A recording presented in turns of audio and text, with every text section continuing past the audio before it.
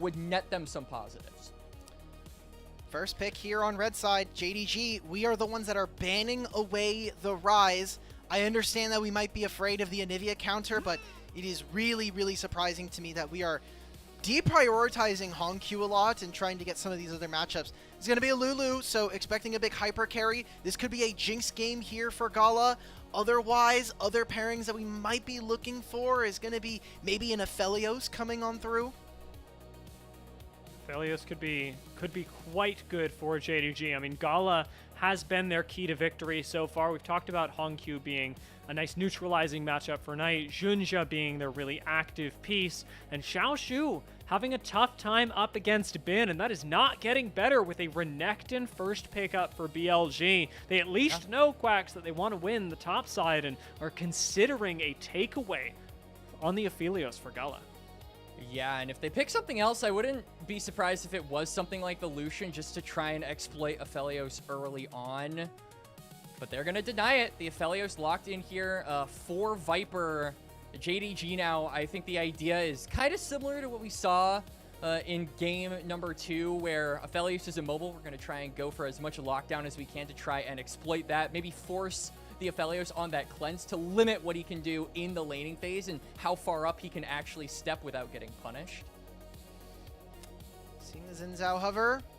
Great pairing with Lulu. Kind of gets talked about to death every time we see it, so not going to go too much further. If you know, you know. But again, an Enchantress with Bruiser, good enough. Now, what else are we going to get from JDG? A lot of times we've been talking about seeing an 80 carry to finish off the pair. You know you're going into Aphelios. You can assume that you're probably going to be seeing a Thresh from On, although we haven't really seen it so far here in the playoffs. This could, in the most cursed timeline, we have seen BLG play Misfortune Lulu, but I was not happy about that draft, and it was up against NIP, which I know you two are both very partial to. A lot of love toward NIP for us, for sure. Yep.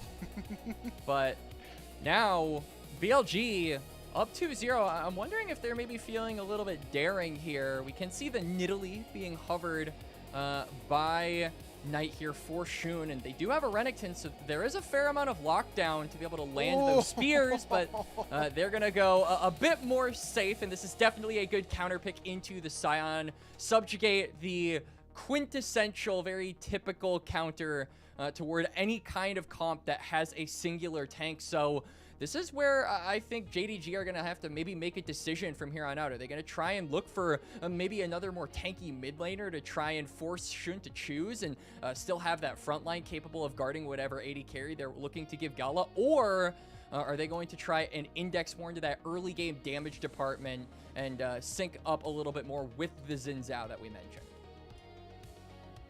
I'm getting a sinking feeling with each of these picks from BLG. The way that they've drafted so far is terrifying and exactly in counter to what JDG are trying to set themselves up for. Every time JDG go for something, BLG are shutting it down. And credit to JDG, their Thresh takeaway is big, but BLG just keep doing the same thing, taking the Jinx option away from a pairing with Lulu, following that up with the Sivir. These are, I mean, they're not death blows, but they are certainly nails to be put in somebody's coffin. There's no hyper carry now in my mind. Like Aphelios, Sivir, and Jinx now all taken away. We couldn't even have like a Lulu Yunara pairing here. So I assume we're going to be seeing the support champion come on through for On. We've seen a lot of teasing of having the Anivia. I think it would be very fun to see a second game of Anivia support, especially I think very good into what JDG are showing. I just want to see some damage, and if we get to see maybe like a Galio mid from HongQ, I think it puts a lot of burden onto both JunJia and Gala to get things going. And it also is really difficult for Shun because you're then having to deal with 2 tanks, and it's just a lot more difficult to make full use, full efficiency of that subjugate. But if they were to go for oh my God, a Galio, it would have to be blind here. So that's a pretty big risk and probably not one that JDG are willing to take. I like the Kog'Maw. I was thinking like a Vayne could maybe be the answer, but something that is just capable of hyper carrying at this point. I mean, he wants it. He does, and he locks it! Ooh. Desperate times. I'm gonna be okay. Measures. I'm gonna be okay. Wow. I am a big Kog'Maw enjoyer. I did not expect to see it at all. That's not to say that I'm a Kog'Maw believer, mind you. Do not get those things mixed up on the stage. This is extremely risky. Not a big fan? Not a big fan of the Coggers? Big fan, not a big believer. Okay. All right, so we have seen Kog'Maw kind of recently. It was picked almost a year ago by Awesome. It did end up in a loss versus Top Esports. But, I mean, you have enough frontline here. You have a Lulu behind you. I wonder if this is going to be the Dusk and Dawn variant. It will mean that they're leaning a little bit more magic damage heavy, but has a really good kind of spread going into a Renekton with a Lulu, with a Trundle on the opposite side. I like this position here. This is a protect the puppy comp now for JDG. Can they set Gala up for success? It really is going to have to all be around this Kog'Maw, and for the early access to trying to get Gala ahead, really all of that rests on JunJia in this game. We have also talked about the some of the picks from HongQ, ones that we think are good, ones that we think are, not so bright. I think that the Talia HongQ has been really good in the laning phase with this champion, but as far as effectiveness with the Weaver's walls, I think that he has been lacking in that department. So this is going to be a game where he really has to shore up that, because his ability to use that ultimate to travel down bot lane and try and set this Kog'Maw up for success later is going to be a big indicator of how this JDG comp is able to rebound and how JDG themselves are able to rebound 0-2 on this series so far. Especially as last game, we talked about how Knight had so much more presence on the map than HongQ, who had Mel, who had lane push for so long. Knight this time has the victor and has the opportunity to shut down JDG for good in this series. Send BLG to a 3-0. On the other side, it is Gala, who has, I want to say, the keys to the kingdom, but if anything, it's his team's heart in his hands. They are built around Kog'Maw. If Gala wins, JDG live another day.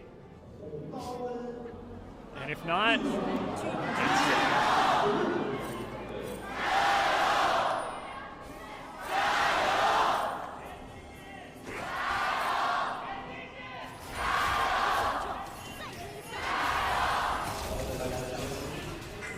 Already starting things off with a little bit of skirmish in the mid lane.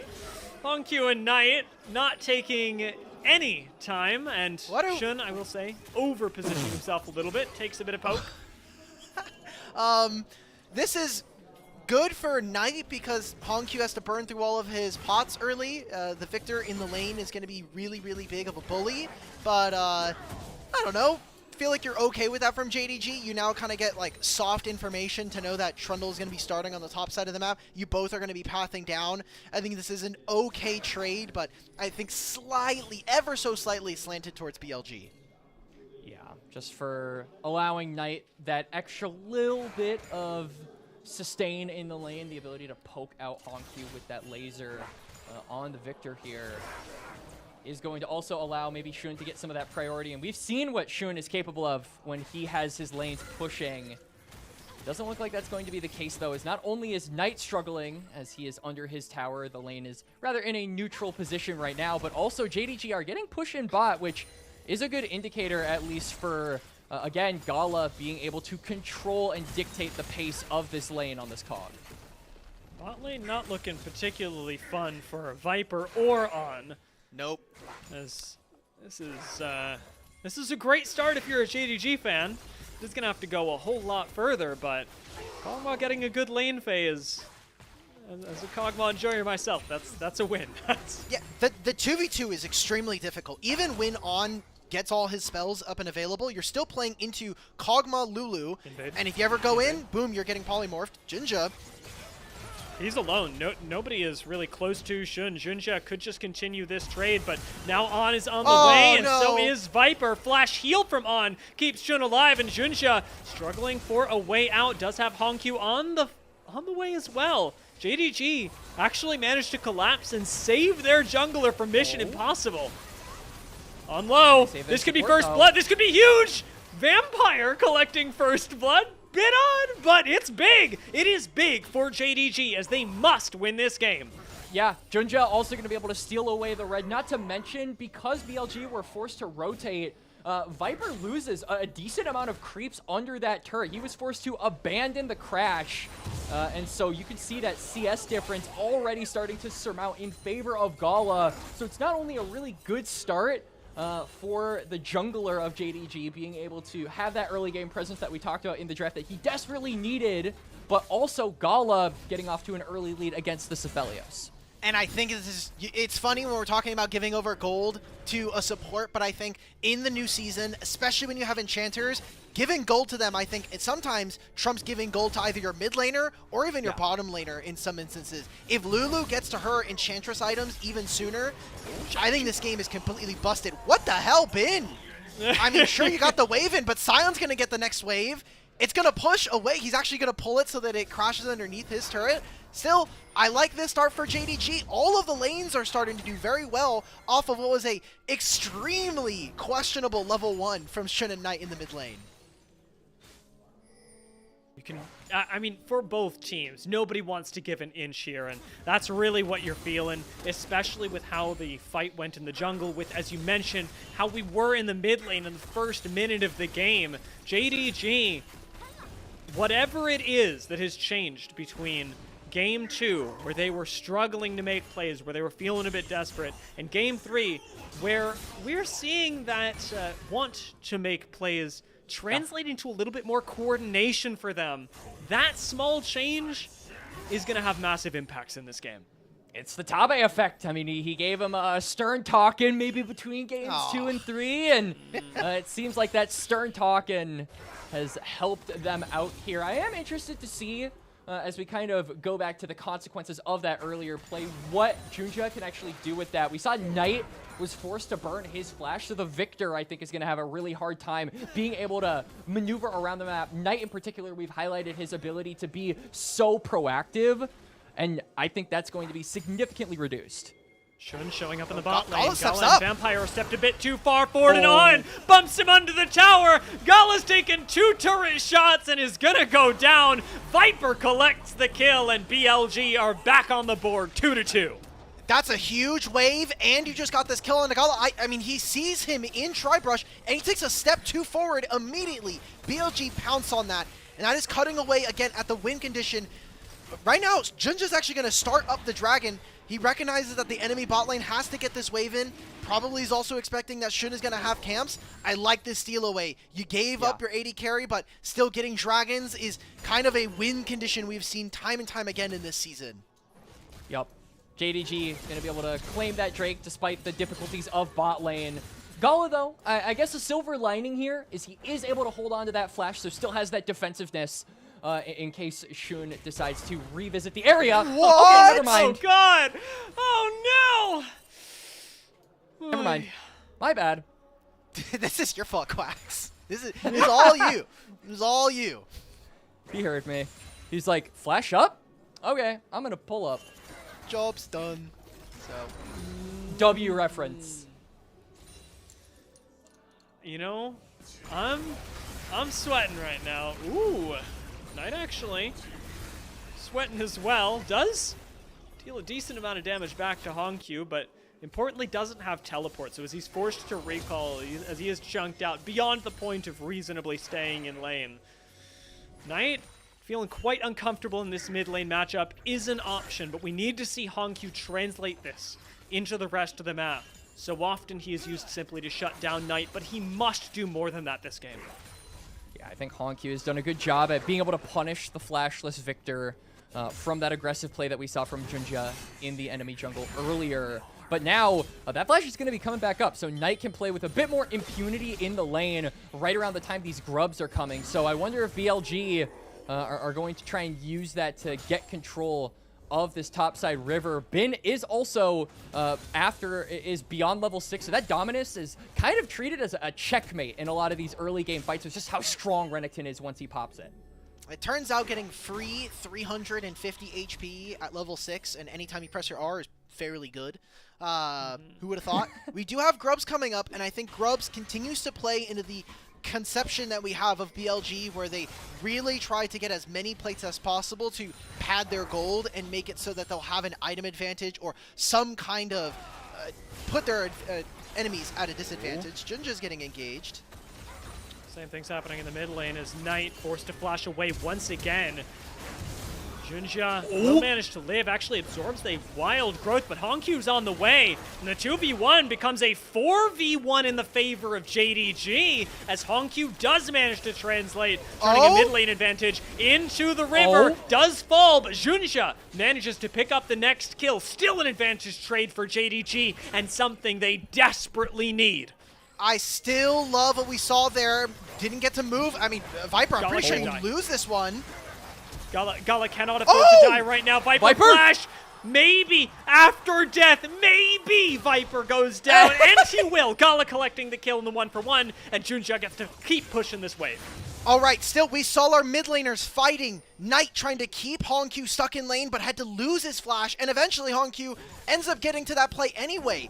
Again, we get to see the Xin with this Lulu be a terrifying 2v2 combo with jungle support, and they kind of dominate a lot of that fight. Again, with Gala going down, it equalizes some of that gold that we're seeing, but he has a 40 CS lead at 9.5 minutes. Like, that's incredible. We'll take a look at the 1v1.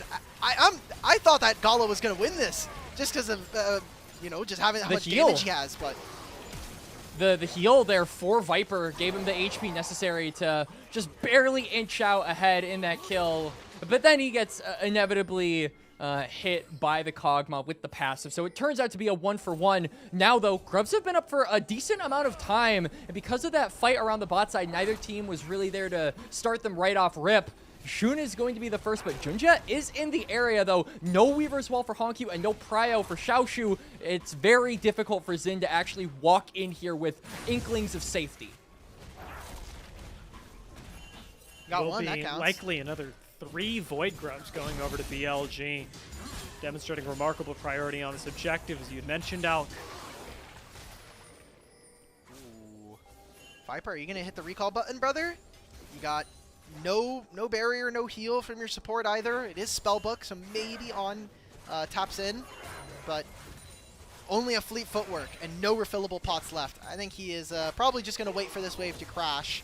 You see HongQ is moving over. We have Dragon spawning in 30 seconds, and this is, I think, entirely a JDG favored bot side river right now. All of this vision, and with JunJia now resetting here, I think this is perfect for them to be able to get the second Dragon of the game. It should be illegal for BLG to approach the entirety of this bot side river. They fortunately got at least a control ward at the entrance to their own jungle, but with the way that bot lane is going, Gala has definitely been given space to run this game, to twist it to his advantage, and the rest of the team contorting around him, both JDG and BLG, forced to consider this Kog'Maw as the key to victory, or the very thing that could lead to their downfall. Vampire sticking around, making sure that Gala is safe as his team goes for the Dragon, and it's going to be a Dragon uncontested for JDG, their second one of the game.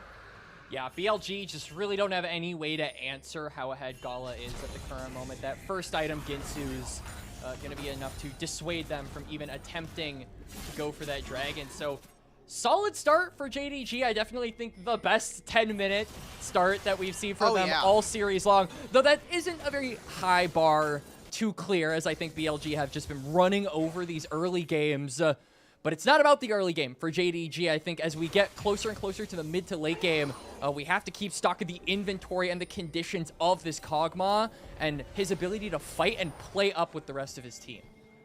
I'm looking at stats from before we entered into tonight's playoffs. BLG, on average, from all of their games in playoffs, were averaging a 2,600 gold lead. They were first in the league. JDG at 15, minus 400. So we're not quite at 15. We're 3 minutes away. There's a lot can happen. We have a Dragon spawning in 4. We have some of the Grubs actually still alive. So much is still up in the air here for BLG, but I think that they're just not having the same level of advantages just from their lane matchups alone so far here in this game 3. Does mean they're going to have to translate that, which may be a bit of a foreign concept for JDG. It's not something that they haven't done against other teams, but perhaps a little bit more rarely, and certainly not against teams like BLG, who should be looking to manufacture plays. One of the awkward things about BLG compositionally is that they don't have a whole lot of tools with which to do so.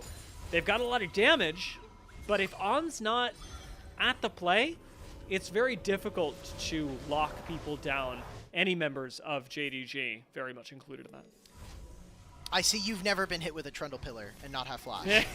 that ability, I keep talking about it, but anytime I see Trundle, it's one of my favorite. It's, yeah, Trundle Pillar is, in my mind, one of the most broken basic abilities that does no damage. So, and I'm looking at items right now. We're still talking about the dragon spawning in 3, but Vampire's already about halfway through to his second item. On hasn't even finished his first right now. So this could be a really big spike when we're talking about not only in combination with his carries, but Vampire just having a really big performance on this Lulu. For sure, and Vampire has to keep kind of his eyes on... We'll hang on. Not out, and unfortunately not much that he can do. On gonna pay for this positioning with his life. Does pop the Unbreakable Will before falling, but fall he must. JDG have complete control over the top side river, and this final Void Grub will belong to them. And Viper, that is just a sad sight to see. It's gonna keep ballooning Gala ahead. He's not the guy that gets the kill, but now JunJia is just gonna be able to rotate up here. He's gonna patrol this tri-bush, and I feel like with the item advantages that are present, they can go for these 3v3s. The BLG want this engaged. They've got to teleport far behind JDG, who are currently stuck in the tri-brush. HongQ is here. Too, it is a 4 pile-up on both sides. Everybody trying to disengage from the gravity well that Knight laid down. HongQ in the front line now. JunJia, but a teleport into the back line from Xiaoxu draws the ire of BLG and forces them to group up. Xiaoxu now flashing away. JunJia alone in the front line. He's going to go down the bump back. Actually favoring JDG for now as Shun goes for the flank. Big flash pulverize from On. Does cost him his life, however, as Gala, untouched in the back line, strikes back for JDG. They're not going to be able to contest for this Herald. I mean, it doesn't matter that you got 2 of the grubs here for JDG. How much more can they do? Gala is still full HP. You do not have wild growth. Gala can do this. Polymorph is big. Bin is going to go down. Last auto will do it. It's another kill for Gala. And even without a jungler, Xiaoxu rockets forward. JDG are clawing their way back into this series. Vampire turning BLG's carries into squirrels and buffing up his own carries to allow them to win the fight. JDG claw their way back, like you said, Dia, and they get themselves the Shelly. So that will be the buff for them. The end game, that will be their reward. But going back to this play, I'm not super perplexed on the earlier parts of this. I think that Xiaoxu, obviously, going for a teleport, he gets taken down a little bit, but the shield buys him some time. On, though, I think just a bit too hasty. All of BLG, it felt like they were on different pages, because we see On go for that engage. He isn't able to be followed up on. And then we see later, Bin does the same thing, but he's not able to be followed up on. And they just go down. They give over numbers to JDG granularly. Yeah, and Sion takes no damage in this instance, right? Like, there's no subjugate available, so the TP shield, and you look at his items, Victor's not pushing any kind of real DPS into this guy at this time. So Dragon going over to JDG, and now even a mid-tier 1 with all this crystalline overgrowth and with the Herald spawned in, JDG find themselves in a massive advantage. Great stop with the pillar to cancel the crash there from the Herald. It's actually a pretty big save, I think, for BLG. Gala does absorb a quick wild growth as BLG look for yet another play. On really wants this, but again, is going to be left alone. That Unbreakable Will is doing basically nothing in the face of JDG. And Xiaoxu arrives, I think, just to make sure that everything stays as calm as it was. Cool. I mean, sure. The turret ends up not going down, at least on that wave. So a bit of relief for BLG fans. They can breathe a little bit easier. You have lost the last couple fights here, and I think having to face down a 21-minute Soul. Wait, hang on. Here, Gala. Oh! Oh, God, he's gone. Yeah, I Where mean, did he take turret? I believe he did. Yeah, he took a turret shot, but hey, the big thing is we were talking about the difficulty of BLG trying to front-to-back approach this Kog'Maw without having to run into the myriad and plethora of JDG tools to be able to buy space for Gala in a lot of these team fights. But what are you going to do with the empowered blast cone? That's the real kicker that allows Xun to cover the distance. So the map seems to be on BLG's side for the difficulties that their comp has presented itself with. Could be the answer. I don't mind it. Let's take a look back at how this happened, though, because well, unfortunate. What did brother do? Okay, so he auto attacks. Turret. He takes 2 turret shots here, and the subjugate, by the way, is doing a lot. So good job from Xun, and good shutdown going over to Viper. Much needed, who has really struggled specifically in this game, not only with the individual matchup from the lane, but just having to operate as an Aphelios with very little peel versus, again, a Kog'Maw who's going to outrange you, and both this Taliyah and Xin Zhao who are essentially looking to force your flash at any given moment. 2 minutes before Dragon here, this feels like the big kind of last stop for BLG, whether or not they'll be able to have any kind of say here in this game.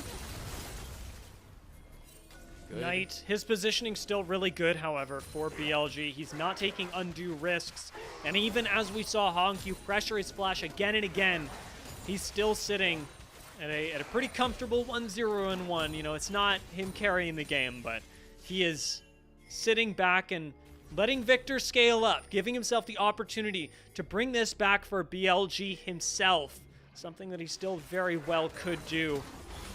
His Dragon Soul going to be pretty important for JDG, however, and they've got perma mid lane priority with Gala.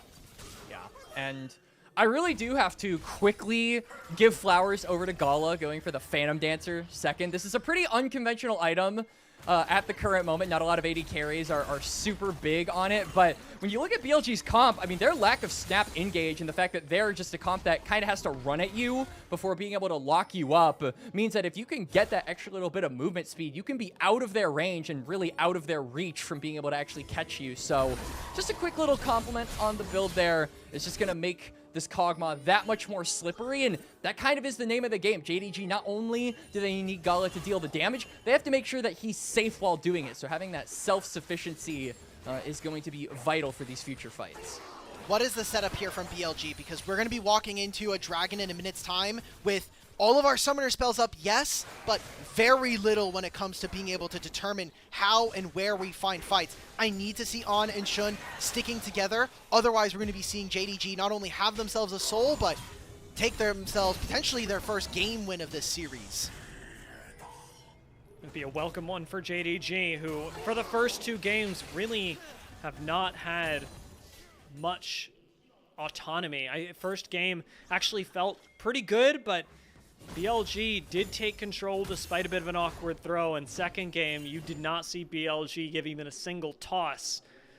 JDG this time have definitely, of their own volition, managed to find a winning position in this game, though it is slight in terms of the gold overall, even in summoners, as you mentioned, and also even in terms of the economical access that both these teams do have. Teleport in. JDG know that they need this Dragon.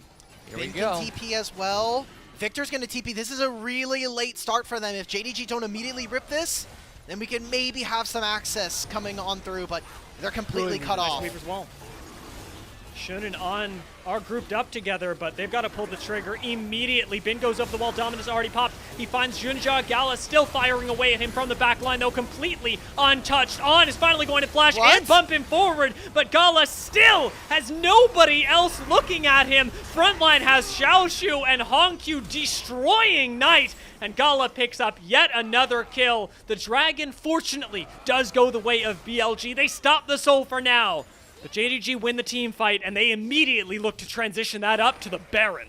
You might say that they bought themselves 5 minutes of having to wait to the soul. I'm going to be honest here, guys. I do think that this is still not a great trade here for BLG. JDG now get to move into the Baron. They'll have that buff for 2.5 minutes. And unless there's some big heroics coming on through, there's still big questions. No Dominus for Bin, who again gets polymorphed. Oh. JunJia flashes on him this time, isolating himself from the Baron. JunJia, but you still are the hasn't finished jungler. off either kill. Well, Xun is watching the Baron go down. JunJia will collect the kill onto On, walk his way back to the Baron pit, but Xun has to be kept out of here, and you cannot risk going 50-50 on a smite.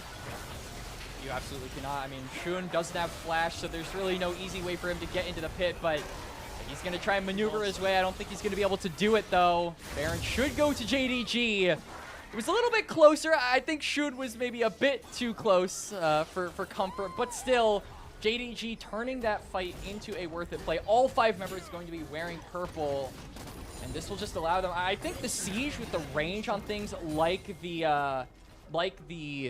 Kog'Maw and the Taliyah is going to make this Baron buff very, very worthwhile for JDG, so long as they can start controlling these waves as soon as they redeploy. I get the idea for this play. Send Bin in, let him tank up the polymorph, abuse his his Dominus and his shield he gets from his top lane quest, but no one else is there to really stop them. On sends all of his abilities to get Gala out of the fight, or put Gala into a position for his team to collapse, but by giving up all of the access to your front line, now it is allowed for Knight to fall at the beginning, halfway through that fight. And yes, you still get the Dragon. I like JDG's position. We've liked their draft throughout this game here, and it's not like it gets easier for a BLG to play. It's not like they have a hidden win condition. Clock hits 35, and suddenly we can start to play the game with 3-item Aphelios. Kog'Maw outranges you for the entire game, and there is not consistent enough lockdown from this BLG composition. And you're seeing so much power come out of the early Lulu pick for JDG as well. As soon as Bin is in the back line, JDG get to continue creating space, not by collapsing onto Bin and peeling him off their AD carry, who does step pretty far forward. Who steps further forward. Pillar. Gala does tank a turret shot and is forced to flash. Still going pretty well for JDG, but Gala's got me sweating. Yeah, Gala definitely not respecting the pillar from Xun, forced to burn that flash, but still, even with that flash burned, it is a very arduous task for BLG to make their way on to the Kog'Maw. The real big thing that I think has given BLG success to get onto the back line is, hold on. Okay. Pillar, man! Got him! Wait, Bin is on a flank. Gets to engage for free. Bin, remember, no flash on Gala, so he gets on top of him, but again, polymorphed again. Another kill fed into Gala. BLG commit on this time while Xiaoxu zones off the entire team, kills Viper, and sets up a double kill for Gala. This puppy cannot be stopped. JDG have collected 3 kills so far and are looking for the inhibitor, perhaps even more. All right, they're just going to go for the game. Please give this first pick Lulu MVP for this game. Vampire with an instantaneous cleanse from the Mikhails keeps Gala alive, and that's game number 3 going over to JDG Gaming. Nothing that Xun and Knight can do but watch as the Nexus towers fall and as JDG start their way back into this series. Gala again steps up. It'll be the last time he does so in this game. Didn't go wrong for him this time, or at least not too much, because as you said, Vampire kept everything going. Quacks, this was a fantastic game, and I think exactly what we needed from JDG. This was the display that we were hoping for right from the get-go on this series. We were hoping for Gala and Vampire to really link up as a duo and find these really nice 2v2s, but it wasn't present in games number 1 and 2. We were looking for HongQ to try and match Knight and affecting the rest of the map. I felt like those Weaver walls that we had questions about going into this game, he was really good about those, zoning off multiple members of BLG from key points and contesting areas that they tried to go for. Everybody on JDG did what they were supposed to do. And this is the result. Looking for a game, or looking for their first win, getting their first win, and doing it very convincingly, if I do say so myself. Yeah, HongQ gave us a much better look at Taliyah this game. It was fantastic to see the draft around Gala. This game looked so good from so many angles for JDG. And it's their first glimpse of real success that they've had in this series. For more on how JDG found this win and perhaps how they can keep it going, let's hear from the desk. Well, that is much more like it. JD Gaming making this a bit of a series, taking game number 3 and denying BLG their much desired sweep. Grapes, Jbetto, and Kman here to break this one down. And this was basically the perfect storm for a good game for JD Gaming, Kman. We're saying that Gala needs to be safer in these team fights, and you know, it's a little bit easier to be safer when you got a Lulu, a Sion all stacked on top of you. It ended up working out pretty well. You know, I didn't think the first pick Lulu was going to be so valuable in this game, but oh my goodness, was that probably the most valuable pick we've seen throughout this entire series up until this point. Vampire with an unbelievably strong performance here, but the champion itself is able to shut down this Renekton, who's able to get a big lead on the top side, and now you have no more dive to be able to take out this Kog'Maw in fights. It really is a well-executed comp, and we knew they were going to have some sort of spice up their sleeve. I didn't really know it was going to be Kog'Maw Lulu in a do-or-die Game 3 in the finals. Kind of crazy that we've seen, what, a Nivea support, the Warwick jungle. I'll put the Olaf jungle in there too. Now we've seen some Kog'Maw, which is a real pick. It's a real AD carry pick, but not something that we were expecting when we were watching the draft. Like we were talking about, you know, maybe an MF, a Zeri, who's still in the pool and very likely to get picked up. We were talking about that too, but yeah, the Kog'Maw coming up. Kog'Maw Lulu did so much. The range, the lane was really good. I think this is the first lane of this series that JDG have actually had bot priority. Game 1, it was against the Nico. Game 2, they weren't able, that was a really tough lane as well against the Ashe Seraphim. In this game, they were able to get it, and the Dragon stacked, tick the box, they won. The first competitive Kog'Maw of 2026 by a Tier 1 region here for Gala on JD Gaming. BLG, they kind of played, I feel like, a decent game, all things considered. It's just their bot lane, Jbetto, got so far behind. We're highlighting top lane and how Bin was able to get a big lead onto Xiaoxu. That happened again here in game number 3, but because of the composition that JDG drafted, it made it so hard for Bin or even Shun to run in and do anything meaningful. Yeah, I think that Vampire had a ridiculous game. I mean, Alec was saying at the end of that game, if you don't give Vampire Pog, I would agree. I think we need to see Vampire player of the game this game because that was a ridiculous. The Lulu first pick as well, identifying that this is what we want to play. We want to pick the Lulu. We want to, play this style, providing for Gala. I think that Vampire he's been on Enchanter duty this entire series, but this is the first game I really feel like his value was felt. Yeah, and this game really broke open at that big fight around the top side, and we're going to immediately dive into it because it was a long one. We weren't expecting it to turn into a full 5v5, but it eventually did, Kman. So let's open this one up, really take us through. I mean, both of you guys are going to have to do this because this is a bit of an extended one. How exactly JDG went from this situation to ending up winning this game? Yeah, this is already such a precarious situation for BLG before the fight even start because you've brought Gala and Vampire up to the top side, and Viper is completely zoned out of all of this. This entire play starts out of desperation for BLG to try and get something from this, but they do look to be aggressive. You have Viper stepping up, and more importantly, you have Shun in the area trying to make his way down. The moment that the Trundle ends up showing up, you drop that Aphelios ultimate, you try and root them all down. The problem is the teleports are quite late coming in from Knight, and by the time that you have this pincer going on where you can drop the Victor ultimate down, you actually have a lot of this team able to really regroup and get away from the Renekton, which to me is kind of the most important part. And I think specifically once you get the Sion in here, I know Jbetto, you have a lot to say about the teleport taken here. Yeah, the TP shield means that Sion just doesn't die at all, but this still doesn't look great for JDG, right? On kind of sacrifices himself, but BLG are up. They can continue to fight here, but as we get further and further through this, Vampire with this polymorph, it's ridiculous. I know that it might be like, oh, you press polymorph on the enemy, but it's a perfect time to allow Gala to live here. And then as soon as this happens, Xiaoxu just sends it in, and the fight is just over.